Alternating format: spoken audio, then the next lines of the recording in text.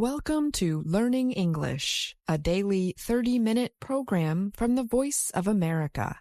I'm Ashley Thompson. And I'm Mario Ritter, Jr. This program is designed for English learners, so we speak a little slower and we use words and phrases especially written for people learning English. Today you will hear stories from Andrew Smith, Jill Robbins, and me. Later, John Russell presents an everyday grammar lesson, one that Bob Dylan fans will especially enjoy. Then Jill and Andrew return to bring us today's lesson of the day. But first, Japan is a nation so hard-working that the Japanese language has a term for working oneself to death. Now, the government is trying to deal with a labor shortage. One solution is to get more people and companies to accept 4-day work weeks. The Japanese government first supported a shorter working week in 2021. Few companies have signed on, however. The Ministry of Health, Labor, and Welfare said only about 8% of companies permit 3 days off a week, while 7% give their workers the required 1 day off. Hoping to get small and medium-sized businesses to change, the government started a work-style reform campaign. It pushes shorter hours and other flexible plans for work, along with paid time off and limits on overtime. The Labor Ministry recently started offering free services and resources to help companies make the change. A ministry website explains the Hatarakikata Kaikaku campaign, which means innovating how we work. It says that when workers can choose how they work, they will have a better outlook on the future and the economy will grow. The department handling the new support services for businesses says only about 3 companies have asked for their advice. Such changes will not come easily in the Japanese culture, where being a workaholic, or frequently working overtime, has long been highly valued. That is credited for the country's national recovery and fast economic growth after World War II. There is great pressure to be the same as the others in one's work group. People usually take vacations at the same time of year as their co-workers.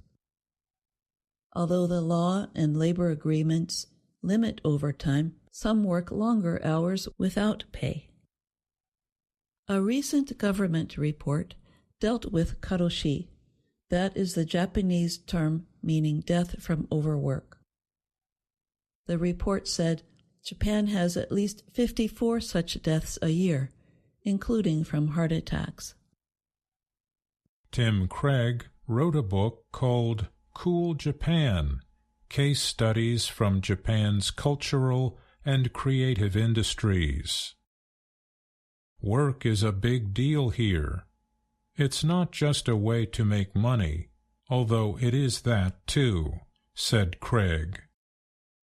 Some officials think it is time to change that way of thinking to save the workforce. Japan's birth rate continues to fall, and the work culture is said to be one reason for that. Government reports expect that, at the current rate, the working-age population will drop by 40% to 45 million by 2065. Supporters of the 3-day-off model say it helps people remain in the workforce longer. It would give them more time to raise children and care for older relatives. For retirees living on retirement pensions, it would provide additional income. Akiko Yokohama works at Spell Data, a technology company that lets employees work a 4-day work week. She takes Wednesdays off, along with Saturdays and Sundays. The extra day off allows her to get her hair done, go to other appointments, or go shopping. Her husband works in real estate. He also gets Wednesdays off, but works weekends, which is common in his industry.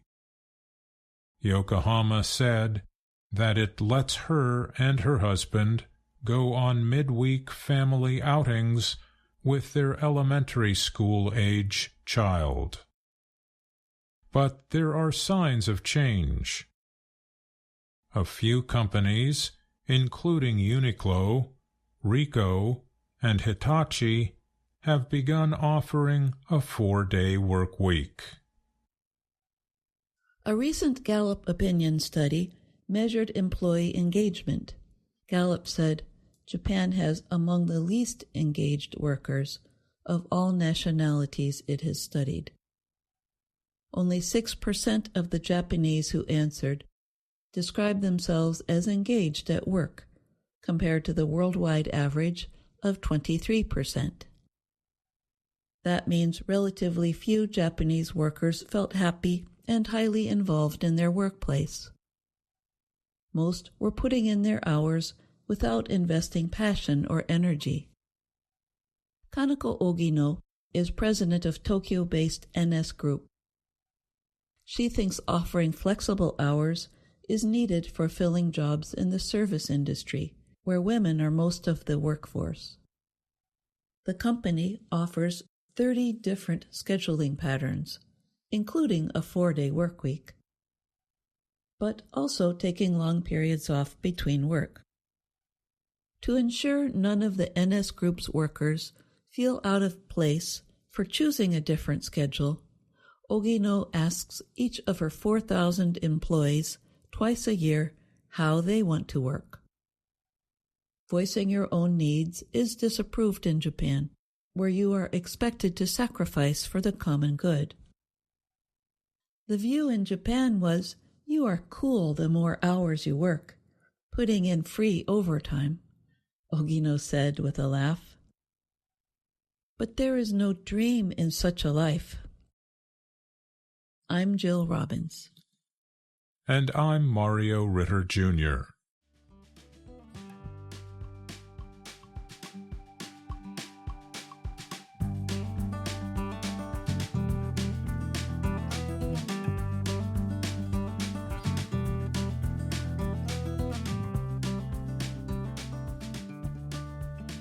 Increasing amounts of ice have been melting on the continent of Antarctica over the past 10 years. Now, scientists are wondering if the increase in melting is temporary or if it will continue, and perhaps melt even faster for years into the future. Nearly 1,500 experts who study Antarctica gathered in southern Chile last week to share results of their research. They discussed the extreme weather events that struck parts of the continent this year: heavy rainfall, unusually warm temperatures, and strong, dry winds. The researchers say these events added to recent increases in melting. However, detailed weather data for Antarctica dates back only about 40 years. That is one reason climate scientists are unsure if the current melting is temporary or the beginning of a longer trend. NASA estimates show a possible 58-meter rise in the average worldwide sea level if all Antarctic ice melted. Studies have shown that about a third of the world's population lives below 100 vertical meters of sea level. Liz Keller is a paleoclimate specialist from the Victoria University of Wellington in New Zealand. She says scientists have never before seen Antarctic ice melting so quickly. She also spoke about the increasing amounts of carbon dioxide gas, CO2, in the Earth's atmosphere. You might see the same rise in CO2 over thousands of years, and now it's happened in 100 years, Keller said. Carbon dioxide traps heat in the atmosphere. Mike Weber is a paleoceanographer from the University of Bonn in Germany. He studies the movements of Antarctic ice over thousands of years. He said records dating back 21,000 years show at least 8 times when the ice melted quickly. He added that the data show the periods of ice loss sometimes lasted for hundreds of years.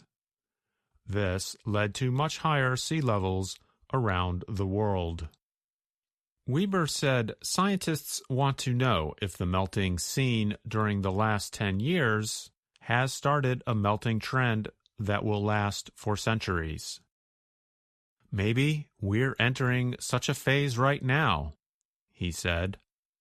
If we are, at least for now, there will be no stopping it.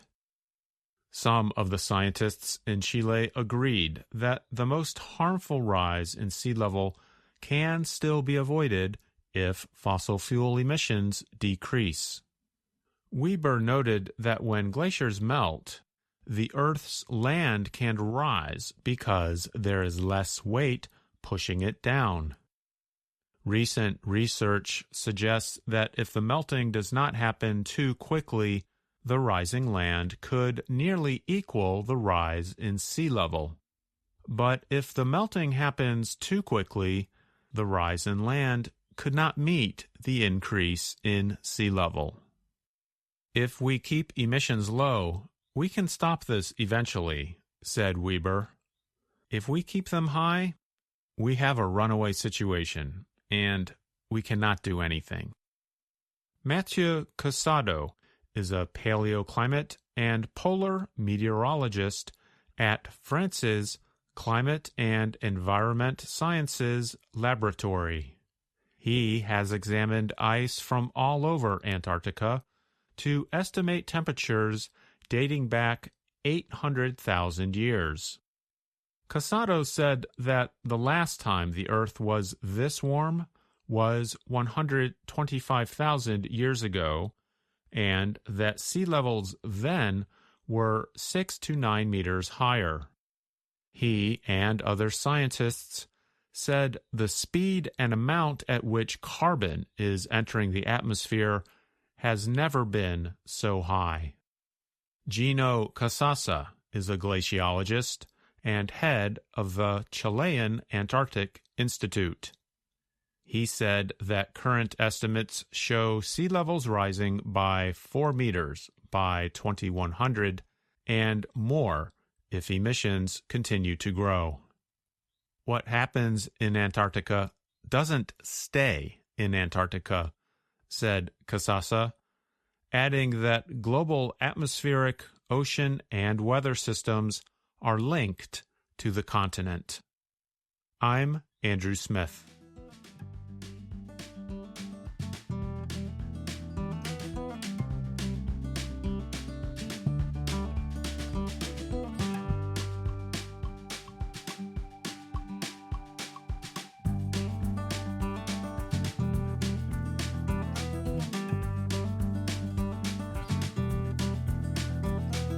Nobel Prize winner Bob Dylan is considered to be one of the best American songwriters.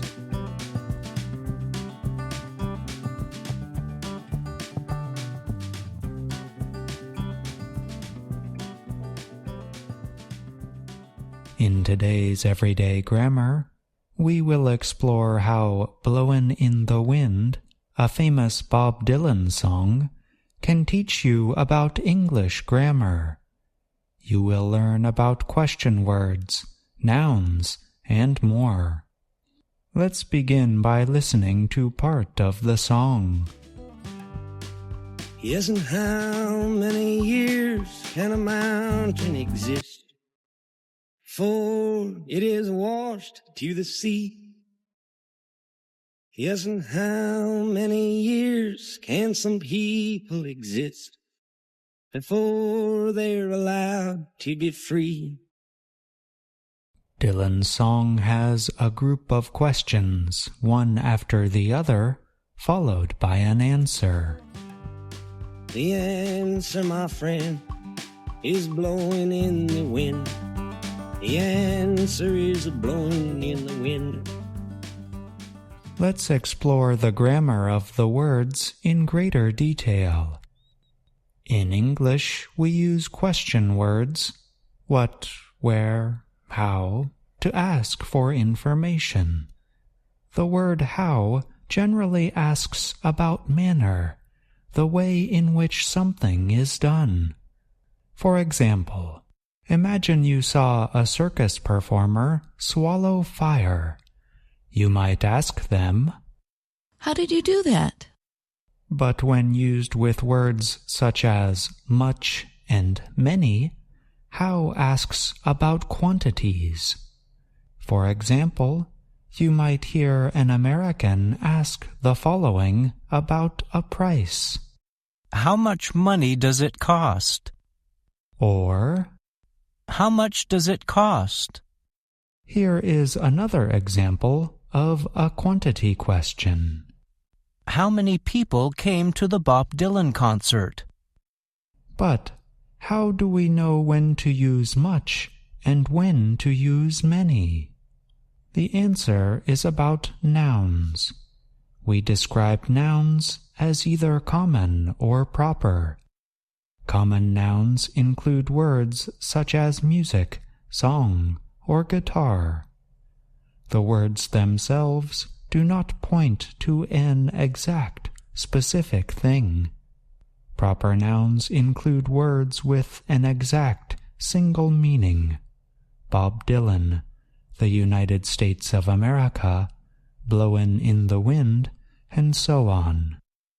There are two kinds of common nouns, count and non-count nouns.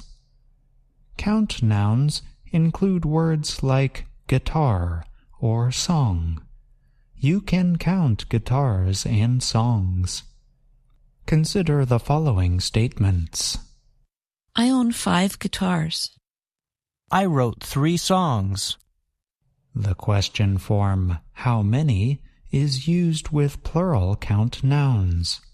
For example, How many guitars do you own? I own 5 guitars.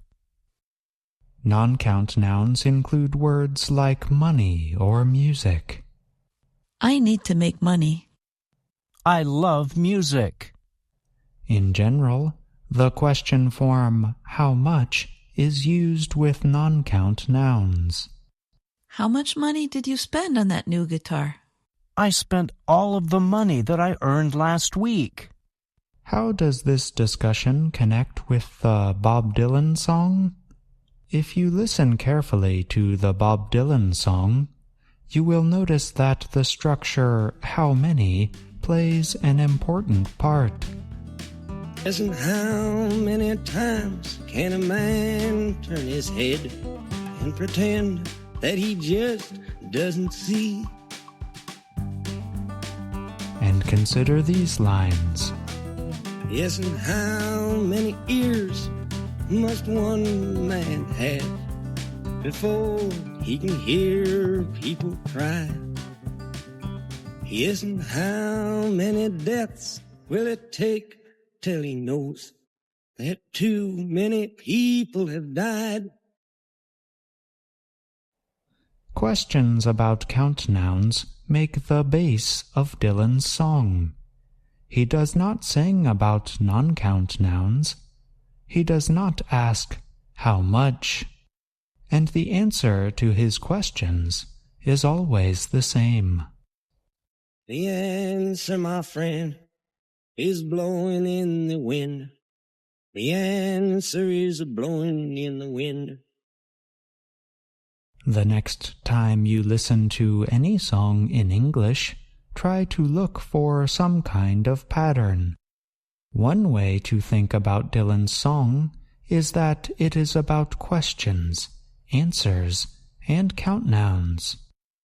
But other songs have different structures, ideas, and grammar points. By carefully studying songs, you can learn a lot about English grammar. I'm John Russell.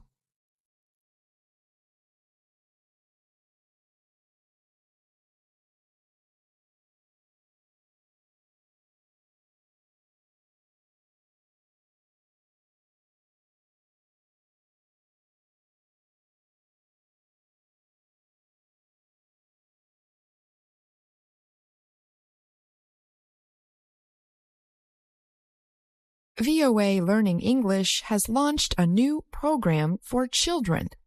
It is called Let's Learn English with Anna. The new course aims to teach children American English through asking and answering questions and experiencing fun situations. For more information, visit our website, learningenglish.voanews.com.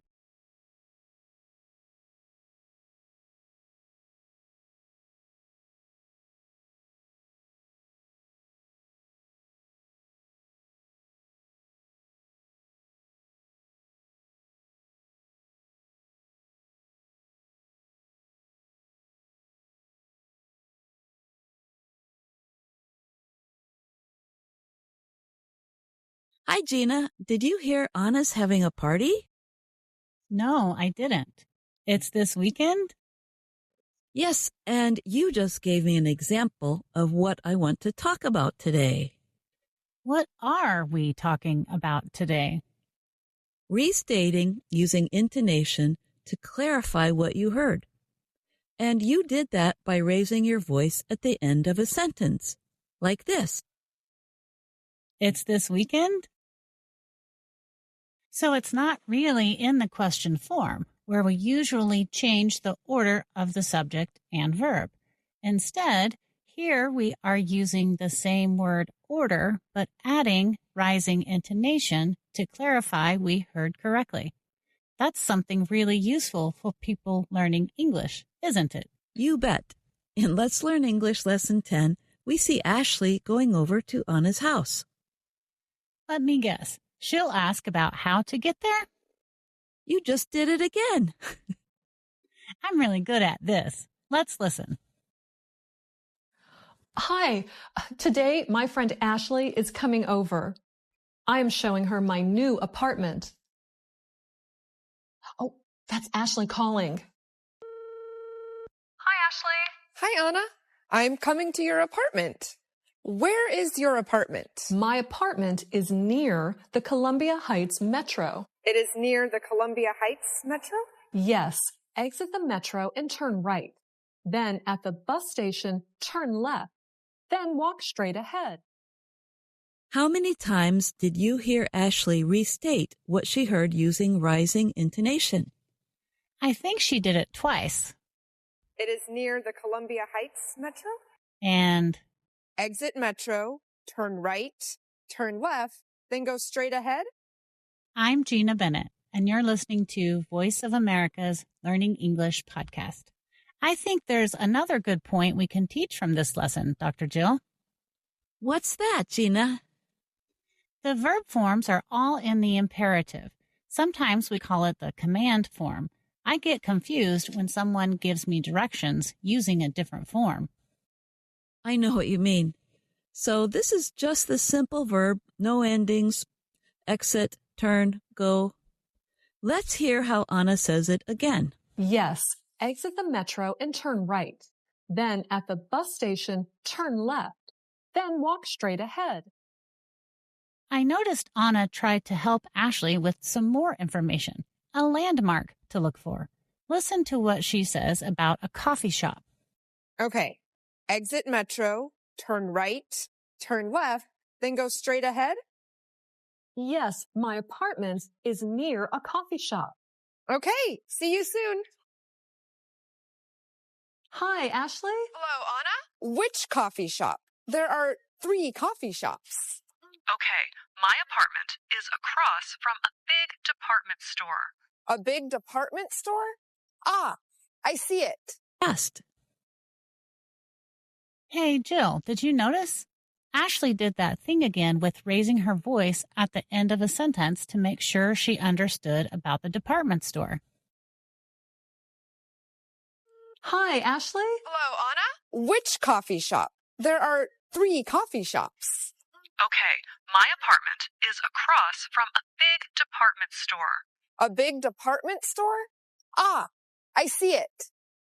In the next lesson, lesson 11, we see Marcia is helping Anna find things in her neighborhood. There's the usual question you hear when someone is asking directions that begins with, where is?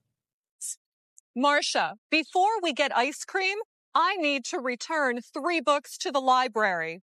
Where is the library? It is on this street, on the corner. That's right. You can ask that way, or you can use another expression. Anna needs to mail some letters, so she asks,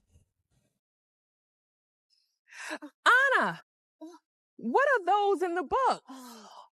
Marcia, these are letters to my family and friends back home.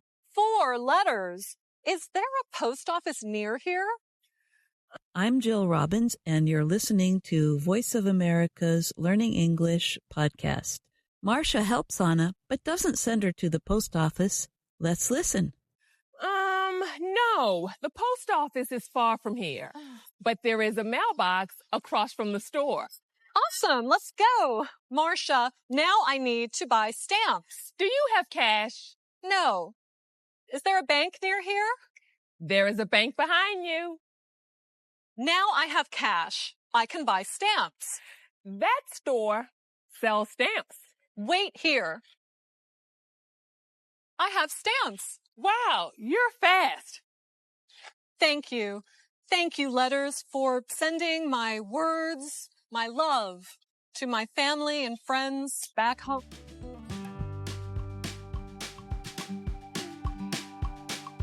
Do you have more cash?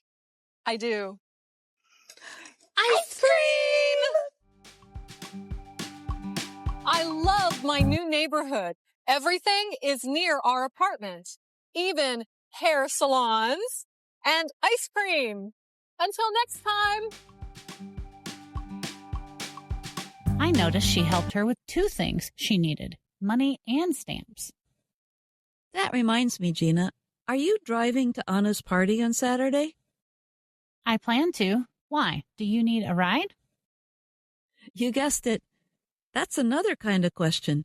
I asked you a yes-no question, but I really wanted to ask for more information. Like, your question leads to another one. Can you give me a ride? Sure, I'd be glad to, if you don't mind riding on the back of my motorcycle. Sounds like fun. See you on Saturday.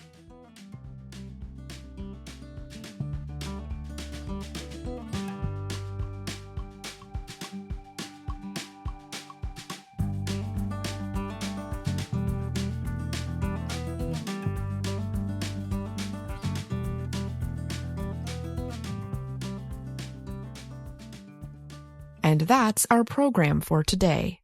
Join us again tomorrow to keep learning English through stories from around the world. I'm Ashley Thompson. And I'm Mario Ritter Jr.